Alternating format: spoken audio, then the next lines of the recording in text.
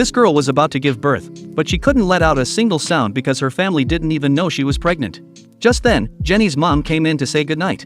Seeing her pale face, she got worried. Jenny quickly lied and said it was just period cramps. Her mom believed her and left the room.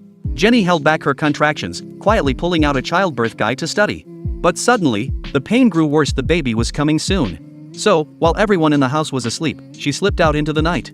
Enduring the pain, she walked slowly through the freezing winter air until she reached an abandoned warehouse.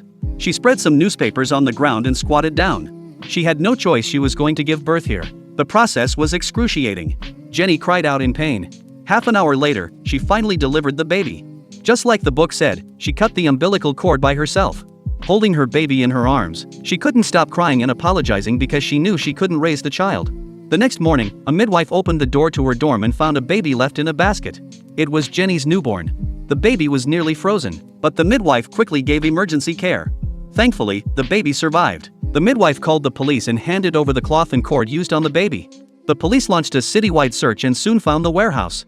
There were dried bloodstains and a placenta still lying on the newspapers. They brought the placenta back to the midwife. The moment she saw it, her face changed because it wasn't complete. A piece was still inside the mother, which could lead to sepsis and even death if not treated immediately. They had to find the mother, fast.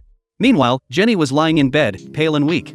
When her mom called her, she forced herself up, leaving a large bloodstain on the bed. Jenny saw the police notice in the paper, but she didn't know if she should go claim the baby.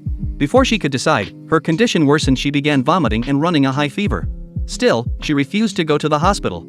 But during an event, she finally collapsed. Jenny was rushed to the hospital, and that's when her secret was revealed to her parents. The midwife visited them with flowers, trying to comfort them, but her parents were angry and disappointed. They decided the baby should be given away. A week later, after Jenny was discharged, they visited the midwife's dorm to see the baby. Jenny stood still, afraid to go near the crib. But her father encouraged her to face everything. Jenny stepped forward, picked up the baby, and cried as she apologized. In the end, they chose not to give the baby away and decided to raise the child themselves.